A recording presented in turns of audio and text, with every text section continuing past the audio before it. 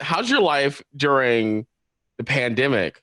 My life during the pandemic. Well, you know what? The good news is I'm starting to feel like things are sort of, as far as like with the pandemic, I feel like it's starting to things are starting to open up a little bit. So that's Mhm. been really, really nice getting to see like my friends and my family and spend time with people, face to face is great. Even though it's happening slowly, that's been really good. I think that the pandemic definitely kind of threw a wrench in my plans and then I had to sort of like reassess um mm, a lot of like my goals and just like I had I had a lot of plans. And sometimes the powers, whatever it is, whatever you believe in, they come and they go, No, not that's not today. happening. Exactly, not today.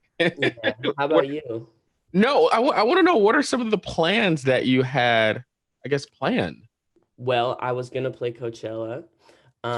So that was, I growing up, I'm from Phoenix, Arizona, and so I I remember sort of like every year, Indio Valley is close to us. It's not a far drive. It's like 4 or 5 hours to get Right. to Indio Valley from Phoenix, where I'm from. So, you'd see the lineup come out, and everyone's like, "Oh, you going to Coachella this year?" And I was always like, I love seeing live music. It's what inspired me to become a musician, but at the same time, when I decided that I wanted to pursue music professionally, every time I would go to a concert, I would feel like slightly envious of the person that was on stage because that's what I wanted to do. So people would say, "Oh, you're going to Coachella this year?" I'd be like, "I'm not going until I play it," and everyone's like, "Yeah, sure, yeah, sure."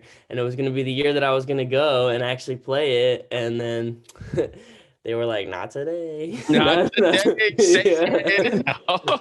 Yeah. How, So that was a bummer, but it's okay. I got to spend time with my family and we adopted a dog and we made better plans. can I just say two things? Number one, it had to feel so good to know that you were going to be playing for Coachella because friends were like, when you were telling the story, like, oh, well, you're going to be playing for Coachella, but to get that phone call to know that you Yeah, were going to be playing, like that had to feel really good. Describe that feeling. it felt good, but it quickly turned into nerves because then you also, realize that it's more than just having your name on the bill. It's actually playing the show. And so then you're like, oh, well, I want to do a good job.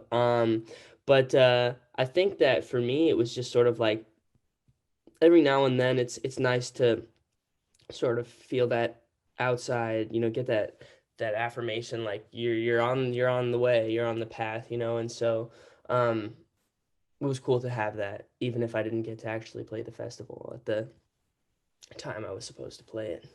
So you've been, I don't want to say like held captive with your family during the pandemic.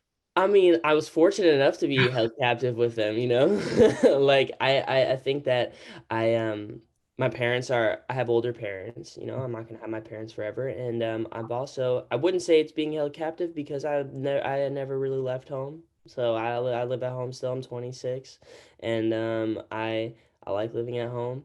Um but we definitely there was definitely friction at times when my sister moved back in for a little bit with my brother-in-law because they were lonely and they wanted to be, they wanted to Your family, isolate. right? Yeah, they wanted to be with family and I think the beginning was extremely frightening.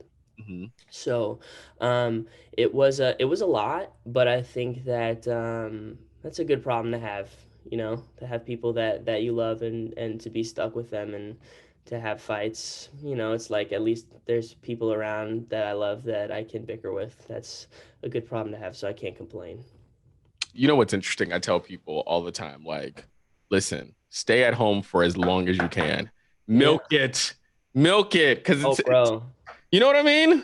you don't have to tell me twice. Like, Yeah. I could still be at home right now, not paying my own electric bill and gas bill and rent and mortgage. Your boy would be doing it. Yeah, well, I'm staying here until my every time like because I sometimes I'd be like, oh, like I'm driving and I'm like, man, I can't live in LA anymore. Like I'm talking to my mom because I'm being such a brat and I'm just like, I'm moving out. My mom's like, go. She's like, go ahead. Like, we're not keeping you here. We like to have you, but if you want to leave, leave. I'm like, all right, all right, all right. Like, and just she calls my bluff. I'm like, I'm staying. Oh, no, it's so funny because like my grandmother would say that to me when I was still living at home, like, you're cramping my style. It's time for you to go anyway. So, you know what I'm saying? Right. Because I almost feel like that they want their house back. Yo, that's That makes fair. sense. I feel like they say that, but then when they get it, they're like, oh man, I miss them. Still trying to get you over. They're still cooking food, want you to come over and visit, blah, blah, Right. blah, blah, blah. Yes, absolutely. Do you feel like your mental health has been, I don't want to say damaged, but I feel like it's been a trying time for all of us. Do you feel like you've been going through it, during I the. I do. I think that comparatively speaking, I think there's other people that have had to struggle far more than me. So I'm not like trying to pity myself, but I do think But we that don't want to downplay what you went through, though. well, I think that it not necessarily just me, but I think that they did trivialize the needs of the younger generation. I feel like, obviously the virus was very serious. And but I think that because people were obviously so caught up in dealing with the fallout from the virus, they kind of forgot about a lot of the young people, and not on young people, just everybody that a lot of the things that we thought of as luxuries actually turned out to be like pretty essential to your mental health. And Right. so I understand that for a while we had to lock down, but I think a lot of people are going to be struggling with with issues with their mental health. And so yeah, I didn't mean to, hopefully none of that came across as like offensive or controversial, because I know that it's like there were so many different issues, and you're trying to plug all these holes that you're not going to necessarily be able to handle everything. But I think it's important not to forget that a lot of people kind of went through it for a year, you know? Mm-hmm. Absolutely. I want to switch gears right quick and talk about the first mixtape. I was reading your bio and it said a lot has changed since you dropped the first mixtape narrated for you. What are Mm-hmm. some of the things that changed? Well, when I look back, a lot has changed, and not even just relative to um, the trajectory of my career, but just like I got older. I lost my grandma. Mm. Um, I I lost some friends. I made some new friends. I hopefully grew up a little bit, and you know, that's changed. And then also like I've gotten to do a lot of things that I've always wanted to do, like go on tour and get to sit here with you and have conversations about music, and that's cool. And I met like my idol, which is awesome. And um I got to play on stage with him as well. I performed with John Mayer. He performed with me at my show, and that's cool. But a lot has changed, but also it's all the same. Like I'm still sitting at home. My mom is downstairs watching TV. It's like What is she doesn't watching? Prices Right? I actually have no idea. But it could be, it could be The Price is Right. I'm not sure. um, when you're in the car driving around, right? What are some of the things that you're listening to? Well, I listen to a lot of talk radio, so I listen to some AM radio. And then I listen to the regular, FM radio. I listen to you guys. I don't know what I No, listen like to. songs. What songs are you rocking out to? Oh, to be honest, I haven't been listening to a ton of music recently. I've been listening to a lot of audiobooks. Hmm. Um, and but I listened to yesterday. I was listening to System of a Down, and I listened to what else was I listening to?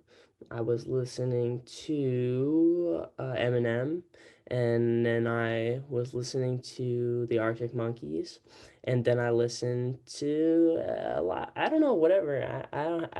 Whatever feels good at the time, I suppose. Yeah. Are you the type of person that's driving around listening to your own music? Like, do you ever drive around and listen to, the way you felt?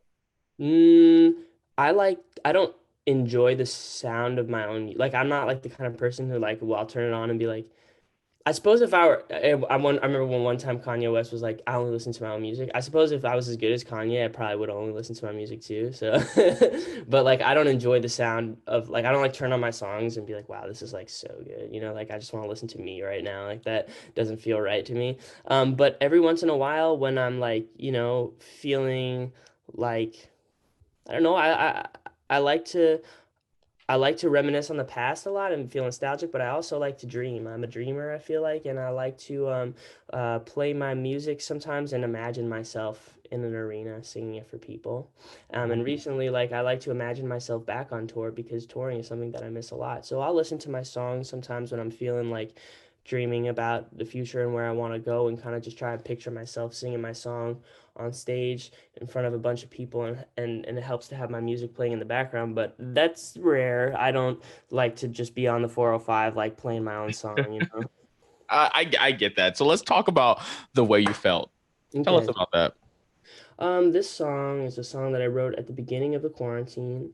I have like a little piano set up in my house. I have like my parents gave me a little corner of the house that I can just sort of retreat to Mhm.